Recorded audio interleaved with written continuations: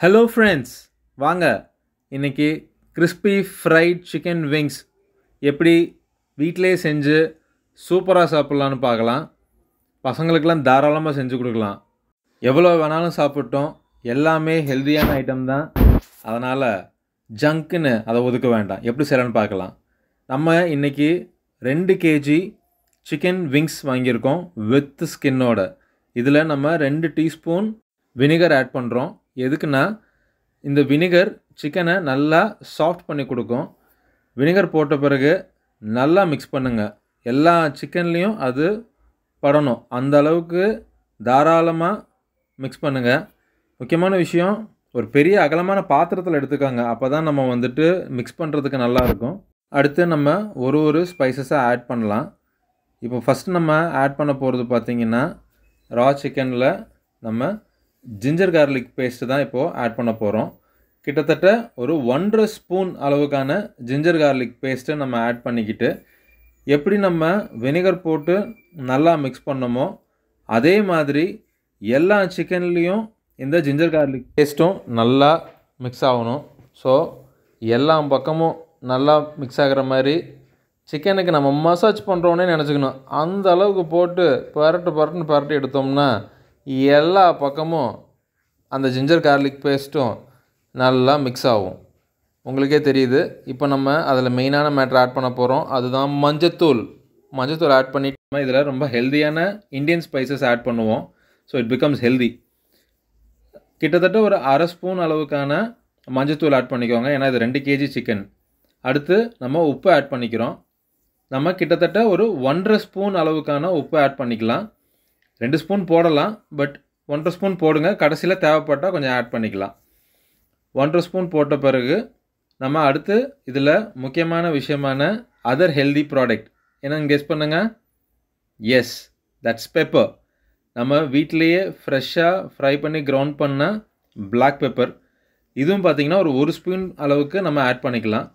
Add பண்ணிவிட்டு the process remains the same.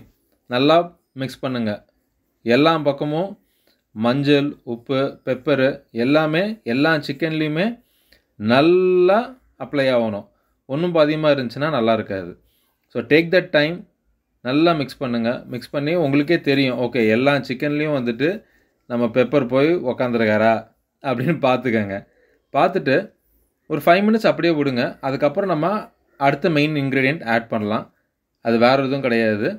பைண்டிங்காக நம்ம use பண்ணுறது கார்ன்ஃப்ளவர். இந்த பர்டிகுலர் ப்ரிப்ரேஷனில் இந்த மேரினேஷனுக்கு நம்ம கார்ன்ஃப்ளவர் மட்டும்தான் யூஸ் பண்ணுறோம். ஸோ அதனால் நம்ம 2 kg அப்படின்றதுனால நம்ம 4லேருந்து 5 ஸ்பூன் அளவுக்கான கார்ன்ஃப்ளவர் எடுத்துக்கிறோம்.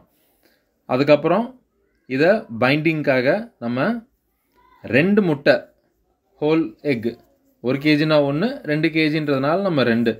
அப்போ தான் உங்களுக்கு அந்த மிக்சிங் பண்ணுறதுக்கு கொஞ்சம் ஈஸியாக இருக்கும். அந்த மாவுக்கும் அந்த ஒரு வாட்டரி கன்சிஸ்டன்சி கொடுக்கறதுக்கு நம்ம தண்ணி எதுவும் ஆட் பண்ணக்கூடாது. அந்த முட்டையோட அந்த லிக்விடிட்டிலேயே நல்லா மசாலா ஃபார்ம் ஆயிரும். ஆட் பண்ண பிறகு நல்லா வழக்கம் போல் நல்லா தரபோகிற நல்லா மிக்ஸ் பண்ணுங்கள். எல்லா பக்கமும் அந்த மசாலா மிக்ஸ் ஆகணும். Very good. அப்படி தான் போட் பேசஞ்சு விடுங்க. மசாலா மிக்ஸ் பண்ணுறோமா, சிக்கனுக்கு மசாஜ் பண்ணுறோமானே தெரியக்கூடாது. அந்த அளவுக்கு குமீருன்னு இருக்கணும். ஒன்ஸ் நல்லா சிக்கனில் நீங்கள் போட்ட மசாலா எல்லாமே நல்லா பைண்ட் ஆகி, முட்டை நல்லா எல்லா இடத்துலையுமே ஸ்ப்ரெட் ஆகி மிக்ஸ் ஆகி, இட்ஸ் ஆல்மோஸ்ட் ரெடி. உங்களோட சிக்கன் அந்த மேரினேஷனுக்கு ரெடி. இப்போ இதில் முக்கியமான விஷயம் என்னென்னா, மேரினேஷன் மினிமம் 6 ஹவர்ஸாவது மேரினேட் ஆகணும். அதனால் இந்த பாத்திரத்தில் இருந்து உங்களுக்கு ஒரு சின்ன பாத்திரத்தில் மாற்றிக்கோங்க. மாற்றிட்டு இந்த நேரத்தில் நீங்கள் சொன்ன மாதிரி உப்புக்கு செக் பண்ணிக்கோங்க. தேவைப்பட்டால் கொஞ்சம் ஆட் பண்ணிக்கலாம். அதுக்கப்புறம் அந்த பாத்திரத்தில் மாற்றிக்கோங்க. மாற்றிட்டு let it marinate for 6 hours. வெளியே வைக்கக்கூடாது. இதை நீங்கள் ஒரு மூடி போட்டு ஃப்ரிட்ஜில் வச்சுருங்க. So that it doesn't spoil. அப்புறம் முக்கியமான பவுடர் எப்படி செய்கிறதுன்னு பார்க்கலாம். இதுக்கும் நம்மளோட ஃபஸ்ட் இன்க்ரீடியன்ட் பார்த்தீங்கன்னா இட்ஸ் கார்ன்ஃப்ளவர். இப்போது நம்ம குவான்டிட்டி ஜாஸ்தின்றதுனால நம்ம ஜாஸ்தி எடுக்கிறோம். கிட்டத்தட்ட வந்துட்டு 5 ஸ்பூன் ஆஃப் கார்ன்ஃப்ளவர் எடுக்கிறோம். இப்போது equal quantity of maida. So 5 spoon கார்ன்ஃப்ளவர்னால் இங்கே மைதாவும் 5 ஸ்பூன் ஆஃப் மைதாவும் எடுக்கணும் நீங்கள். அங்கே தான் வந்துட்டு மேட்டரே இருக்குது. நம்ம மெயினான மசாலாவில் மைதா யூஸ் பண்ணுறது கிடையாது. பட் இந்த ஃப்ரைட் மிக்சருக்கு பவுடர் ரெடி பண்ணுறதுக்கு it's equal quantity of cornflour and maida.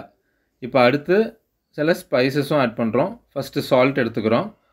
Salt பார்த்திங்கன்னா நம்ம 1 ஸ்பூன் அளவுக்கு தான் சால்ட் எடுக்கிறோம். அந்த பவுடருக்கு தக்கன மாதிரியான சால்ட் இருந்தால் போதும். அடுத்து நம்மளோட மெயின் மேட்டர் சில்லி பவுடர். அதுவும் பார்த்திங்கன்னா ஒரு 1.5 ஸ்பூன் நம்ம சில்லி பவுடர் எடுத்துக்கலாம். நான் ஆரம்பத்திலே சொன்ன மாதிரி இது எல்லாமே நம்ம ஹோம்மேட் ஐட்டம்ஸாக இருக்கும். சில ஐட்டம்ஸ் இப்போ நம்ம வெளியிருந்து வாங்குற மாதிரி இருக்கும். கார்லிக் பவுடர் நம்ம நார்மலாக யூஸ் பண்ண மாட்டோம். But it's very much easily available. Garlic powder வந்துட்டு ஒரு 1/2 ஸ்பூன் to 3/4 ஆஃப் ஸ்பூன் வரைக்கும் ஆட் பண்ணுங்கள். ஆட் பண்ணிவிட்டு அடுத்து நம்ம சில ட்ரை ஹர்ப்ஸ்லாம் ஆட் பண்ணுவோம். அதில் ஒன்று ஒன்றா பார்க்கலாம். நம்ம ஆரிகானோ நீங்கள் அந்த பிட்சாக்கெலாம் வாங்கினீங்கன்னாவே ஃப்ரீயாக கிடைக்கும். இல்லாட்டி நீங்கள் வந்துட்டு you can also buy it from the same outlets. அதுவும் பார்த்தீங்கன்னா சும்மா ஒரு 3 to 4 கிராம்ஸ் ஆட் பண்ணாலே போதும். அடுத்து நம்ம ஆட் பண்ணுறது மிக்ஸ்டு ஹர்ப்ஸ்னே வரும். அதுவுமே வந்துட்டு த சேம் குவான்டிட்டி ஆஃப் பேசில் நீங்கள் எவ்வளோ போட்டிங்களோ அதே தான் பண்ண போகிறீங்க. ஆரிகானோ ஸோ அதே 2 to 3 கிராம்ஸ் இருந்தாலே போதும். அதுக்கப்புறமேட்டு நம்ம அடுத்த இன்க்ரீடியண்ட்டான பேசில். இதுவுமே த சேம் பிளேஸ் எனி ஷாப்ஸில் கிடைக்கும். நீங்கள் இதையும் போட்டு ஆட் பண்ணிவிட்டு அவ்வளோதாங்க. முக்கியமாக நம்ம விஷயங்கள் எல்லாத்தையுமே நம்ம ஆட் பண்ணியாச்சு. there's nothing more to be added. இப்போ நம்ம அதை நல்லா ட்ரை மிக்ஸ் பண்ணிக்கலாம். எந்த அளவுக்கு நீங்கள் ட்ரை மிக்ஸ் பண்ணுங்கள். நீங்கள் மிக்ஸ் பண்ணும்போதே வந்து உங்களுக்கு நல்லா ஸ்மெல் வரும், ஒரு நல்ல அரோமா வரும். அந்த நம்மளோட ட்ரை ஹர்ப்ஸு நம்ம கார்லிக் பவுடர் எல்லாம் போட்ட மாதிரி. Come let's start preparing. Marinate பண்ண சிக்கனை எடுக்கிறோம், மசாலாவில் போடுறோம், நல்லா புரட்டுறோம். இதில் முக்கியமான விஷயம் என்ன, பரட்டிட்ட பிறகு இப்படி 2 தட்டுங்க. அந்த எக்ஸ்ட்ரா மாவெல்லாம் கொட்டிடும் அதுலேயே. அதுக்கப்புறம் மீடியம் ஹீட் இருக்கிற ஆயிலில் நீங்கள் ஃப்ரை பண்ணணும். ரொம்ப சூடு கம்மியாகவும் இருக்கக்கூடாது, ரொம்ப ஜாஸ்தியாகவும் இருக்கக்கூடாது. ஏன்னா நம்ம ஒரு சிக்கனையும் டஸ்ட் பண்ணி அப்படி தட்டி போடும்போது தான் அதுக்கு டைம் எடுக்கும். ஸோ ஹை ஃப்ளேமில் இருந்துச்சுன்னா ஃபஸ்ட்டு போட்ட பீஸு சீக்கிரம் கருகிரும். ஸோ அதனால் ஒரு மீடியம் ஃப்ளேம்லேயே வைங்க. மீடியம் ஃப்ளேமில் ஒரு பீஸாக நான் சொன்ன மாதிரி நல்லா டஸ்ட் பண்ணுங்கள். டஸ்ட் பண்ணிட்ட பிறகு நீங்கள் கடைசியாக ஆயிலில் போகிறதுக்கு முன்னாடி ஒரு தட்டுங்க. இந்த தட்டுறது எதுக்குன்னா எக்ஸ்ட்ரா பவுட்ரு மட்டும் கீழே விழுகாது, நமக்கு வந்துட்டு அந்த கிறிஸ்பி டெக்ஸ்சருக்கான ஒரு ஃப்ளேக்கி ஃபீலும் வந்துட்டு நீங்கள் அப்படி தட்டினா தான் வரும். இல்லாட்டி போண்டா மாதிரி ஆயிரும் சிக்கன். ஸோ ஒரு சிக்கனையும் வந்துட்டு நம்ம மசாலாவில் நல்லா அந்த பவுடர் எல்லாமே பைண்ட் ஆகணும். நல்லா பரட்டிட்டு அதுக்கப்புறம் போடுறதுக்கு முன்னாடி டம்முன்னு ஒரு தட்டுங்க. ஸோ அந்த எக்ஸ்ட்ரா பவுடர்லாம் உழுகும். அதே நேரத்தில் அந்த சிக்கனோட விங்ஸ் இருக்குது பார்த்தீங்களா, அந்த விங்ஸும் வந்துட்டு அப்படி லைட்டாக விரிஞ்சு நமக்கு அந்த கிறிஸ்பி டெக்ஸ்சர் அப்போ தான் வரும். ஒரு பீஸாக போடுங்க. ஒரு பீஸ் இன்னொரு பீஸ் ஒட்டக்கூடாது. ஆயிலுமே பார்த்திங்கன்னா நல்லா கொஞ்சம் அகலமான கடாயிலே எடுத்துக்கோங்க.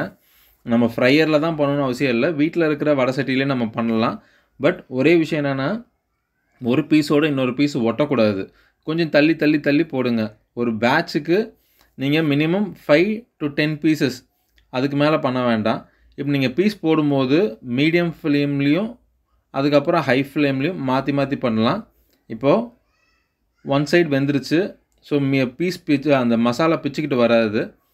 அடுத்த சைடுக்கு லைட்டாக ஃப்ளிப் பண்ணி விடுங்க. எல்லா பீசஸையும் வந்துட்டு கரெக்டாக ஃப்ளிப் பண்ணி விடுங்க. ஸோ தட் மேலே இருக்கிறது கீழே இருக்கிறது 2 பக்கமுமே வந்துட்டு ஃப்ரை ஆகும். ஏன்னா இது ஃப்ரையர்னால் வந்துட்டு ஆயில் கரெக்டாக நடுவில் இருக்கிற மாதிரி இருக்கும், எல்லா பக்கமும் ஃப்ரை ஆகும். நம்ம வீட்டில் பண்ணுறதுனால வி ஷுட் ஃப்ளிப் இட். நீங்கள் மேலே அப்படி ஃப்ளிப் பண்ணிவிட்டு திருப்பி ஒரு 3 நிமிஷம் பண்ணிங்கன்னா கிட்டத்தட்ட உங்களோட ஃப்ரைட் சிக்கன் ரெடி. என்ன பண்ணணும், அப்படி எல்லா பீஸையும் வந்துட்டு எடுங்க. உங்களுக்கு பார்த்தாலே தெரியும் சிக்கன் பீஸ் மேலே உங்களுக்கு ஆயிலியாகவே இருக்காது. முக்கியமான விஷயமே நோட் பண்ண வேண்டியது இதுதான். நம்ம எப்படி ஃப்ரைட் சிக்கன் நம்ம வந்துட்டு பெரிய ரெஸ்டாரண்ட்ஸ்லேயும் அவுட்லெட்ஸ்லேயும் வாங்கும்போது எப்படி அதில் வந்து மேலே ஆயில் இருக்காதோ அதே மாதிரி நம்ம வீட்டில் செஞ்சாலும் இருக்காது. நம்ம சொன்ன மாதிரி நீங்கள் ப்ராப்பராக ப்ரொசீஜரை ஃபாலோ பண்ணிங்கன்னா எல்லாம் பண்ணுங்கள். ஃப்ரை பண்ண முடிச்ச பிறகு பெரி பெரி மசாலான்னு கிடைக்கும்.